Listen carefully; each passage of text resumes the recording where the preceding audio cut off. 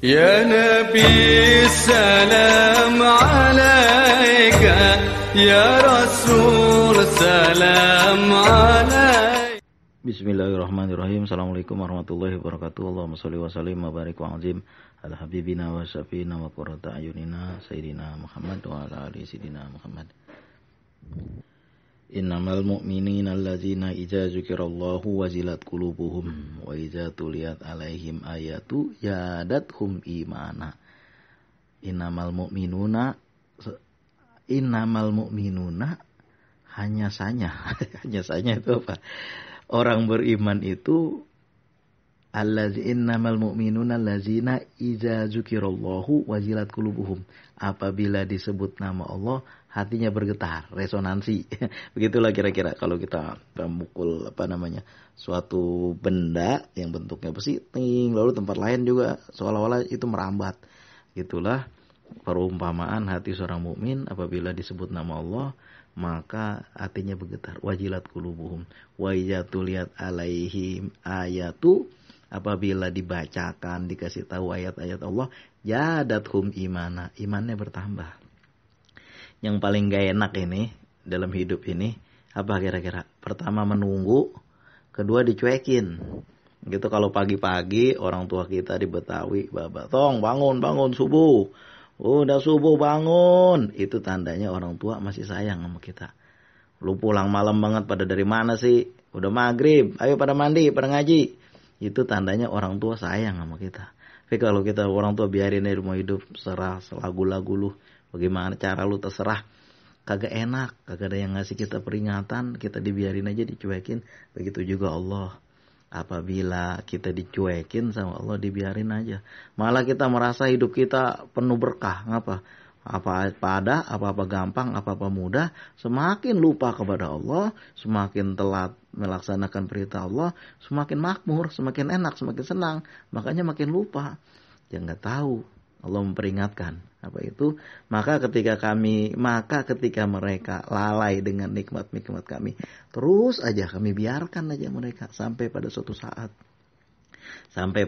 di mana kagak berguna malun wala banun, agak berguna harta, agak berguna anak-anak, agak berguna sanak saudara, jabatan yang dibangga-banggakan, pangkat yang dieluk-elukan, kagak ada gunanya. Semua manusia pasti akan ngerasain yang kayak gitu. Zaman itu tuh, di saat itu tuh. Ya sekarang mah kita mana ada. Ya sekarang mah kita begitu. Apalagi yang baru dapat gusuran, yang baru dapat tender gede-gede, dolar, miliar-miliar. Mereka kagak peduli sama yang seperti itu. Kok abang tahu? Gue udah ngerasain dulu waktu zaman masih kecil-kecil di Betawi, orang-orang yang pada dapat jual tanah, gusuran, itu duitnya ratus juta. Pada zaman itu kan bukan miliar, ratus juta. Setahu saya pada zaman itu ada yang dapat 350. Pada zaman itu tuh tahun 1980-an mau 90-an. Di atas 90 udah kagak ada lagi tanahnya. Di atas 90 tanahnya udah pada kagak ada lagi. Udah pada miskin semuanya. Pada saat itu mereka pada lupa sama Allah. Biasanya ada aja lah 1-2 ke masjid, ke musola biasanya kelanggar. Ini mah kagak ada sama sekali. Biasanya ada aja lah tahlilan datang. Biasanya adalah pengajian datang. Kedengeran ayat-ayat Quran ketika kita habis maghrib lewat di Betawi itu. Ini udah pada kagak ada. Ini orang pada kemana? Pada jalan-jalan. Di masjid kagak ada, dicari. Dilanggar kagak ada, dicari. Di mana? Taunya di Ancol.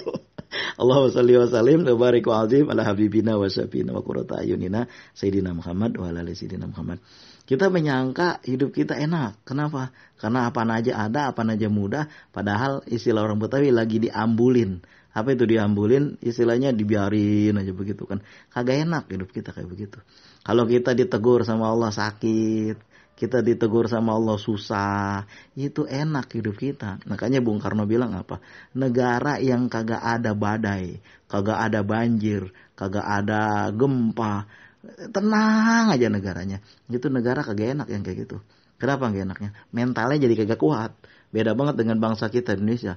Bangsa kita apa yang kagak? Cuma semua udah ngalamin. Makanya kita kuat semuanya, mental kita kuat semuanya. Semua kita udah ngalamin. Mulai dari perang zaman Belanda, sebelumnya lagi, sampai zaman sekarang.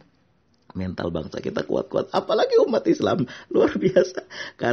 Karena itulah kita udah terbiasa. Tapi dalam hidup kita juga seperti itu. Kalau kita setiap hari cobaan, ujian, tantangan, insya Allah itu semua menjadi penguat buat diri kita. Jadi mental kita jadi kuat. Orang-orang yang hidupnya merasain enak aja, dia nggak ngerasa tuh perjuangan. Begitu juga sama. Saya kecil,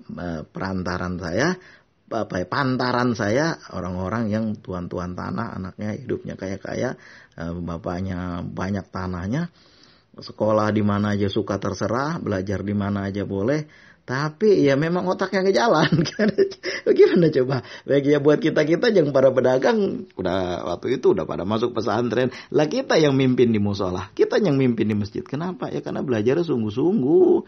Hafalin Alfiyah Ibnu Malik kita berbulan-bulan kita hafalin. Ya belajar ilmu nahu. Bagaimana nggak paham? Orang-orang yang mau gampangnya aja. Kayak dalam kitab Ta'limut Ta'lim disebut siapa yang tidak mau susah belajar sesaat, dia akan mengalami kebodohan seumur hidup. Coba aja kalau kagak pernah bisa naik sepeda, sampai tua ya gak bisa naik motor. Kan begitu orang Betawi bilang. Nah, gitu loh, mudah-mudahan kita dekat kepada Allah, ingat kepada Allah. Mudah-mudahan keberkahan selalu ada sama kita. Wa iza tuliyat alaihim ayatu jadathum imana. Apabila kita dibacakan ayat-ayat Allah, bertambah iman kita. Ya, ingat betul bahwa setiap kita ini akan mati, bahwa setiap manusia itu apa yang ada di dunia ini cuma lagun walahun, itu cuma sanda gurau aja yang suatu saat panggung ini akan berakhir dan digulung semuanya. Ya mungkin dari dulu-dulu belum sampai hari ini belum kiamat, tapi kiamat pada diri sendiri. Kita mati, kita nggak ada lagi. Mana engkong-engkong, kakek-kakek, apa itu namanya, buyut-buyut kita, simbah-simbah, pada kemana sekarang? Mereka udah pada nggak ada. Kita juga akan menyusul mereka. Kullu nafsin dha'iqatul maut, tiap yang hidup pasti akan mati. Sebelum kita nyampe ke saat itu, Allah kasih teguran sama kita. Ketika kita dikasih teguran, kita ingat, ya benar, Allah kasih teguran sama kita, Allah kasih peringatan. Lagi itu juga kita, saya ngerasain dulu masih kecil, main di sawah, ngejar-ngejar capung, nangkepin ikan sepat, ikan betik. Udah datang orang tua, oi, ngangkat kayu kangkungan, pada kabur semuanya, main layangan kelupaan. Ke waktu asar pada sembahyang, woi, udah jam 4:30.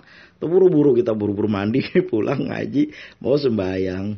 Allahumma sholli wa sallim wa barik wa azim. Itulah ala habibina wa syafina wa qurrata ayunina sayyidina Muhammad wa ala ali sayyidina Muhammad. Begitu juga kita, kalau hidup kita diperingatin sama Allah, hidup kita ditegur sama Allah, enak ada yang negur.